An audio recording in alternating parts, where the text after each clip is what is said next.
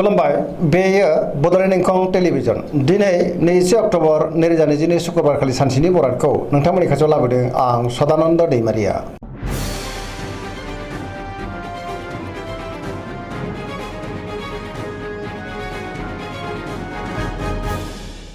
सिगां फरायनो लादों मेष राशि गिबि हांखो अ ल दिनैनि साना मोजां आरो गाज्रिनि गेजेरजों बाबेनलांगोन। गोसोखौ जोबोर उसुखुथु मोनगोन। मानिबा थाखाय जिंगायाबो बांनो हागौ। गुबुननि थाखाय नाङा फाङा जेंनायाव गोग्लैनांनोबो हागौ। मावनो लानाय खामानिखौ मावफुंनो गोब्राब जागोन। माबा नङा माबा मोनसे हेंथा फैनोबो हागौ। देहाया दिनै बारा मोजां थानाय नङा। जानाय लोंनायाव सांग्रां जानांगोन। बेफार फालांगियाव मोजां होनजायो। रांखावरियावबो मोजां। आयाबो बांनो हागौ। न'खराव अननानै फैगोन। बिदा फंबायजों मोजां सोमोन्दो थागोन। बहाबा दावबायनो एबा हान्थिनो खाबु मोननोबो हागौ। लाइमोनफोरा जोबोर रमान्टिक जागोन आरो गावबा गावनि गोसोनि साननायखौ फोरमायलायनोबो हागोन। फरायसाफ्रा दिनै फरायनायाव गोसो दुंखांगोन आरो मोजां फिथाइ मोननोबो हागोन। वृष राशि गिबि हांखो इ उ ब दिनैनि साना जोबोर मोजां। गुबुननि हेफाजाब मोननानै गोसोखौ दिनै जोबोर गोजोननाय मोनगोन। गोसोआव बोलोबो बांगोन। मावनो लानाय खामानिखौ थि समावनो आरो गोरलैयैनो मावफुंनो हागोन। समाजाव मान मोनगोन। रांखावरियाव जोबोर मोजां। बेफार फालांगियावबो जोबोर मोजां मुलाम्फा मोननो हागोन। गुबुनजों मोजां सोमोन्दो लाखिनोबो रोंगोन। बहाबा थाङोब्ला दिनै जोबोर मोजां आरो मोजाङैनो हान्थिनोबो हागोन। न'खराव बिसि फिसायनि गेजेराव अननानै फैगोन। देहाया मोजाङै थागोन। सेंग्रा सिख्लाफ्रा जोबोर रमान्टिक जागोन आरो गावबा गावनि गोसोनि साननायखौ फोरमायलायनोबो हागोन। सोरबा लोगोनिफ्राय मोजां खौरां फैनोबो हागौ। सोरजोंबा बाख्नाय जानोबो हागौ। पजिटिभ एनार्जिनि गोहोम गोग्लैगोन। फरायसाफ्रा दिनै फरायनायाव गोसो दुंखांगोन आरो मोजां फिथाइ मोननोबो हागोन। गोसोनि साननाय आरो लुबैनायफ्रा दिनै मोगथाङाव जाफुंनोबो हागौ।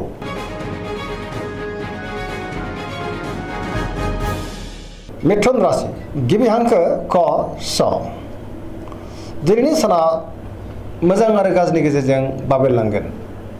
गोसोआव नेगेटिभ साननाय फैनो हागौ। नेगेटिभ एनार्जिनि गोहोमबो गोग्लैनो हागौ। गोसोखौ दिनै जोबोर उसुखुथु मोनगोन। गोबां खामानियाव मुखुबबो थानांनो हागौ। देहाया मोजाङै थागोन। रांखावरियाव बारा मोजां नङा।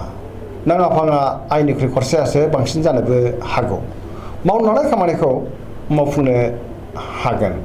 गुबुननि हेफाजाबबो मोननो हागौ। बहाबा थांनो एबा दावबायनो खाबु मोनगोन। अब्लाबो नाथाय लामा सामायाव सांग्रां जानांगोन। गियाननि आंखाल जानो हागौ। गोथों आरो गोग्गो साननो रोङाबो जानो हागौ। लाइमोनफोरनि गोसोआ दिनै जोबोर रमान्टिक जागोन। फरायसाफ्रा दिनै फरायनायाव गोसो दुंखांगोन आरो मोजां फिथाइ मोनगोन। कर्कट राशि गिबि हांखो ड ह दिनैनि साना जोबोर मोजां। गोसोखौ दिनै जोबोर गोजोननाय मोनगोन। मावनो लानाय खामानिखौ थि समावनो मावफुंनो हागोन। रांखावरियाव जोबोर मोजां। बेफार फालांगियावबो जोबोर मोजां मुलाम्फा मोननो हागोन। गुबुनजों मोजां सोमोन्दो लाखिनोबो रोंगोन। देहाया मोजाङै थागोन। अब्लाबो नाथाय जानाय लोंनायाव सांग्रां जानांगोन। गुबुननि गोसोखौ गोरलैयैनो बोनोबो हागोन। न'खरावबो बिसि फिसायनि गेजेराव अननानै फैगोन।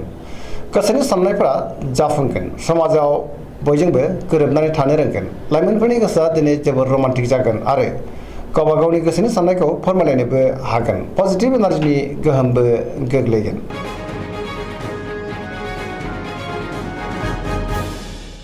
सिंह राशि गिबि हांखो म ट दिनैनि साना जोबोर मोजां। बयजोंबो अनजागोन आरो मोजां मोनजानो हागौ।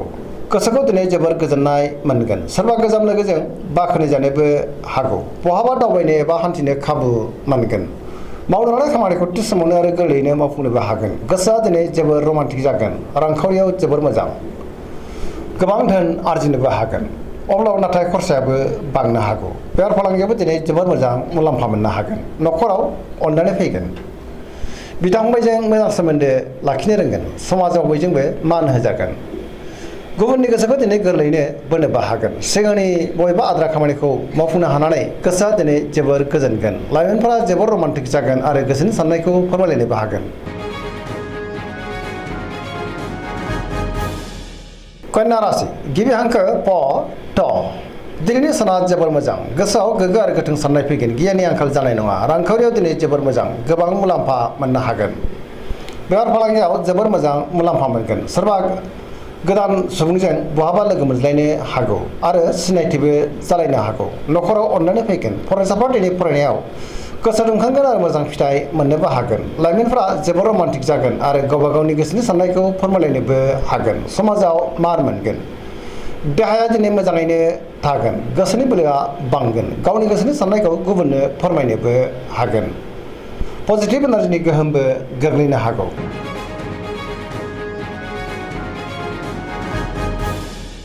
तुला राशि गिबि हांखो र ट दिनैनि साना जोबोर मोजां बहाबा दावबायनो एबा हान्थिनो खाबु मोननो हागौ गोसोखौ दिनै जोबोर गोजोननाय मोनगोन गोसोनि बोलोआ बांगोन गावनि गोसोनि साननायखौ गुबुननो फोरमायनोबो हागोन मावनो हानाय खामानिखौ थि समावनो आरो गोरलैयैनो मावफुंनो हागोन देहाया मोजाङै थागोन गोबां मोजां साननो रोंगोन गियाननि आंखाल जानाय नङा रांखावरियाव दिनै जोबोर मोजां बेफार फालांगियावबो जोबोर मोजां न'खराव बिसि फिसायनि गेजेराव अननानै फैगोन गुबुनजों मोजां सोमोन्दो लाखिनोबो रोंगोन लिरनाय फरायनायाव जोबोर आखा फाखा जानोबो हागौ फरायसाफ्रा दिनै फरायनायाव गोसो दुंखांगोन आरो मोजां फिथाइ मोनगोन गोसोनि साननायफ्रा मोगथाङाव जाफुंगोन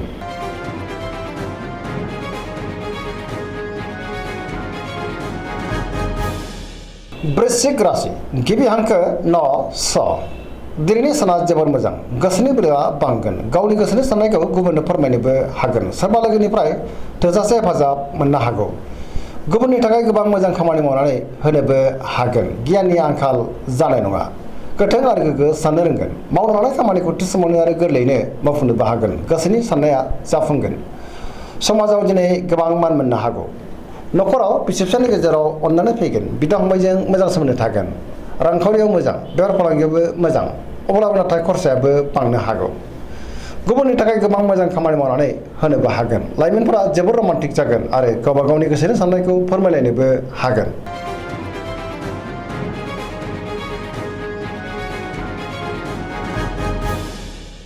धनु राशि गिबि हांखो ध फ भ दिनैनि साना बारा मोजां नङा गुबुननि थाखाय नाङा फाङा जेंनायाव गोग्लैनांनो हागौ गोसोआव गोनो गोथो साननाय फैगोन नेगेटिभ एनार्जिनि गोहोमबो गोग्लैनो हागौ सोरजोंबा रायखोमा जानोबो हागौ गोसोनि बोलोआ लोरबां जागोन मावनो हानाय खामानिखौ मावफुंनो गोब्राब जागोन माबा नङा माबा मोनसे गोरोन्थिबो जालांनो हागौ रांखावरियाव मोजां अब्लाबो नाथाय खरसाया बांनो हागौ बेफार फालांगियाव मोजां होनजायो देहाया बारा मोजां थानाय नङा गोबां रोखोमनि देहायारि जेंनाजों मोगा मोगि जानांनोबो हागौ जानाय लोंनायाव सांग्रां जानांगोन न'खराव अननानै फैगोन बिमा बिफानिफ्राय अननाय आरो बोरखौ मोननो हागौ सोरबा लोगोनि गाज्रि नोजोर गोग्लैनोबो हागौ सोरजोंबा रायखोमा जानोबो हागौ सांग्रां जानाया गाहाम लाइमोनफोरनि गोसोआ दिनै जोबोर आला खाला जागोन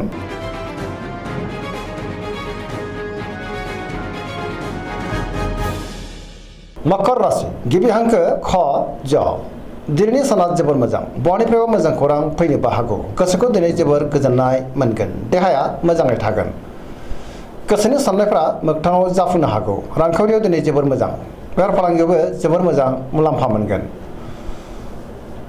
गुबुना खहा खालामनो नाजायोब्लाबो खहा खालामनो हानाय नङा सोरजोंबा बाख्नाय जानोबो हागौ मावनो हानाय खामानिखौ थि समावनो आरो गोरलैयैनो मावफुंनोबो हागोन पजिटिभ एनार्जिनि गोहोम गोग्लैगोन लाइमोनफोरा जोबोर रमान्टिक जागोन आरो गावबा गावनि गोसोनि साननायखौ फोरमायलायनोबो हागोन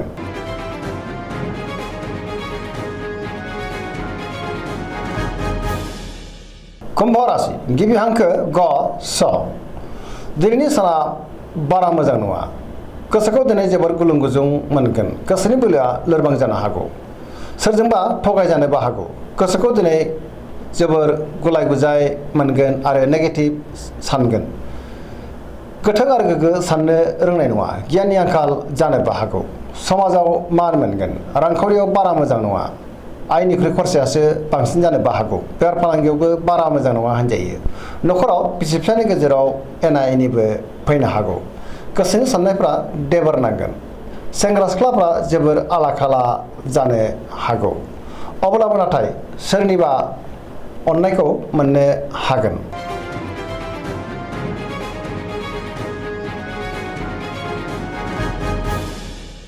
मीन राशि गिबि हांखो ड स दिनैनि साना जोबोर मोजां गोबां मोजां खाबु फैनोबो हागौ बबेबा खामानियाव जाफुंसारगोन गोसोनि बोलोआ बांगोन देहाया मोजाङैनो थागोन रांखावरियाव मोजां बेफार फालांगियावबो मोजां होनजायो सोरजोंबा बाख्नाय जानो हागौ न'खराव दिनै अननानै फैगोन गुबुननि थाखाय गोबां मोजां खामानि मावनानै होनोबो हागोन गोसोआ दिनै जोबोर खुसि जागोन गोसोनि साननायफोरा मोगथाङाव जाफुंनोबो हागौ लाइमोनफोरा गावबा गावनि गोसोनि साननायखौ फोरमायलायनोबो हागोन दिनैनि राशि फरायनाया एसेनोसै जोबनायाव बेखौनो खावलायो जाहाथे नोंथांमोना सानफ्रामबो जोंनि बे बड'लेण्ड इंखं टेलिभिजनखौ नायबाय थायो आरो साबस्क्राइब खालामो लोगोसे लाइक खालामो आरो शेयार खालामो एसेनोसै गोजोन्थों